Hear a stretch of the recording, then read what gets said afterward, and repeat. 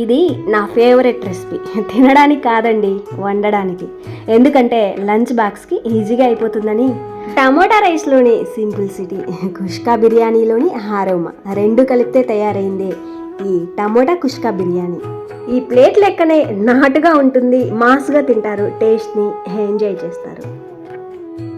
సరే, దానికోసం ముందుగా రైస్ తీసుకోవాలి. ఈ గ్లాస్ కొలత ప్రకారం అంటే ఇది 250 గ్రామ్స్, 1/4 కేజీ రైస్ అయితే ఉంటుంది. ఒక గుప్పెడు కొంచెం ఎక్కువ ఉండొచ్చు. లిమిట్గా తినే ఒక ముగ్గురి పొట్టలకైతే సరిపోతుంది. ఇక్కడ తీసుకునే రైస్ నార్మల్ రైస్ అయినా తీసుకోవచ్చు, లేదా బాస్మతి రైస్ అయినా తీసుకోవచ్చు. నాకెందుకో ఇలాంటి రైస్లన్నీ కూడా నార్మల్ రైస్తో చేసుకోవడమే ఇష్టం. ఈ రైసే 2 ముద్దలు ఎక్కువగా తినగలం కూడా. సరే, తీసుకున్న రైస్కి సరిపడా ఇక్కడ 3 మీడియం సైజ్ టమోటాలని ముక్కలుగా కట్ చేసి వేసుకోవాలి. బాగా పండు మాగిన టమోటాలు. ఒక 10 దాకా జీడిపప్పు వేసుకోవాలి. ఇక్కడ వేసేవన్నీ కూడా నేను ఇందాక చూపించాను కదా, ఆ గ్లాస్ కొలత రైస్కి అయితే సరిపోతాయి. రైస్ ఎంత తీసుకున్నామో దాన్ని బట్టి వీటిని గ్రైండ్ చేసుకోవాల్సి ఉంటుంది. వీటితో పాటు అల్లం వెల్లుల్లి పేస్ట్ అనేది రెడీగా లేదు, గ్రైండ్ చేసుకోవడానికి టైం లేదు అనుకుంటే వీటితో పాటు వేసి గ్రైండ్ చేసుకోవచ్చు. వేసినవన్నీ కూడా నీళ్ళు వేయాల్సిన అవసరం లేదు, ఆల్రెడీ టమోటాలో వాటర్ ఉంటుంది కాబట్టి. చూడండి, ఈ విధంగా మెత్తటి పేస్ట్లా అయితే గ్రైండ్ చేసుకోవాలి. ఆ తర్వాత కుక్కర్లోకి ఒక 4 స్పూన్స్ దాకా నెయ్యి, ఒక 4-5 స్పూన్స్ దాకా ఆయిల్ వేసుకోవాలి. నెయ్యి అనేది పూర్తిగా ఆప్షనల్ మాత్రమే, ఇష్టం ఉంటే వేసుకోవచ్చు, లేదంటే స్కిప్ చేసేయచ్చు. ఒక 3 దాకా లవంగాలు, 2 యాలకులు, చెక్క చిన్న ముక్క, ఒక బిర్యానీ ఆకుతో పాటు 2 మీడియం సైజు ఉల్లిపాయల్ని ఈ విధంగా సన్నగా పొడిగా కట్ చేసి వేసుకోవాలి. వేసిన ఉల్లిపాయ ముక్కల్ని మీడియం ఫ్లేమ్లో కొద్దిసేపు వేయించుకోవాలి, అవి లైట్గా రంగు మారేంత వరకు.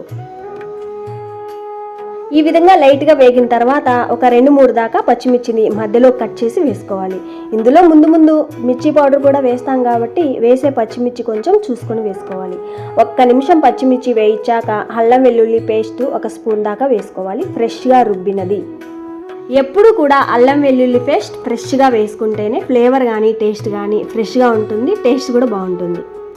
ఫ్రెష్గా కొంచెం పుదీనా కూడా వేసాక మీడియం ఫ్లేమ్లో కొద్దిసేపు వేయించుకోవాలి. అల్లం వెల్లుల్లి పేస్ట్ వేగి మంచి స్మెల్ వచ్చేదాకా. అల్లం వెల్లుల్లి పేస్ట్ వేగాక ఇందాక గ్రైండ్ చేసుకున్నాం కదా, ఈ టమాటా పేస్ట్ వేసుకోవాలి. ఇక్కడ నేనైతే 3 టమోటాలు వేసుకున్నాను కదా, కావాలంటే 4 టమాటాలైనా వేసుకోవచ్చు. వేసిన టమోటా పేస్ట్ని ఆయిల్లో వేగి ఆయిల్ కొంచెం పైకి తేలేంత వరకు, పచ్చిదనం పోయేంత వరకు మీడియం ఫ్లేమ్లో వేయించుకోవాలి.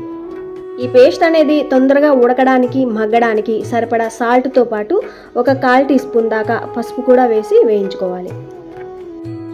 ఆ విధంగా కొద్దిసేపు వేయించాక చూస్తే చూడండి, ఆయిల్ అనేది ఈ విధంగా లైట్గా పైకి తేలింది కదా. ఇప్పుడు ఏం చేయాలంటే ఒక 2 స్పూన్స్ దాకా ఫ్రెష్ క్రీమ్ వేసుకోవాలి. ఈ క్రీమ్ రెడీమేడ్గా ఉన్నా వేసుకోవచ్చు, లేదంటే పాల మీద ఉన్న మీగడ ఉన్నా వేసుకోవచ్చు. ఆ మీగడని డైరెక్ట్గా ఇక్కడ వేయకుండా ఇందాక టమోటాలు గ్రైండ్ చేసాం కదా, ఆ టమోటాలలో వేసి గ్రైండ్ చేసుకోవచ్చు. మీగడ లేదు, రెడీమేడ్ క్రీము లేదు అనుకుంటే ఒక 3-4 స్పూన్స్ దాకా చిక్కటి పెరుగైనా వేసుకోవచ్చు. ఒక 1/2 టీ స్పూన్ లేదా ఒక చిన్న టీ స్పూన్ దాకా కసూరి మేతిని కూడా ఈ విధంగా నలిపి వేసుకోవాలి. వీటితో పాటు ఒక 1/2 టీ స్పూన్ దాకా గరం మసాలా, 1/2 టీ స్పూన్ బిర్యానీ మసాలా వేసుకోవాలి. నేను 2 కలిపి వేసేసుకున్నాను. రుచికి సరిపడా కారం, ఇందాక పచ్చిమిర్చి వేసాం కదా, ఇక్కడ వేసే కారం అనేది కొంచెం చూసుకొని వేసుకోవాలి. వేసినవన్నీ కూడా ఈ మసాలాలో వేగి ఆయిల్లో వేగి ఆయిల్ బాగా పైకి తేలి మంచి స్మెల్ వచ్చేదాకా వేయించుకోవాలి. చూడండి, ఈ విధంగా ఆయిల్ అనేది బాగా పైకి తేలింది అంటే ఈ మసాలా బాగా వేగినట్టే. ఆ తర్వాత రైస్ ఎంత తీసుకున్నామో దాన్ని బట్టి నీళ్ళు వేసుకోవాలి. 1 గ్లాస్కి 2 గ్లాసుల చొప్పున నీళ్లు. ఇక్కడ నీళ్లు వేసే ముందు ఇందాక వేయించిన గ్రేవీలో వాటర్ అనేది ఏమైనా ఉంది అనిపిస్తే ఆ వాటర్ని మాత్రం మైనస్ చేసి వేసుకోవాలి. నేను వేయించిన మసాలాలో వాటర్ అనేది ఏ మాత్రం లేదు కాబట్టి 1 గ్లాస్కి 2 గ్లాసుల చొప్పున నీళ్ళు అయితే వేసుకున్నాను.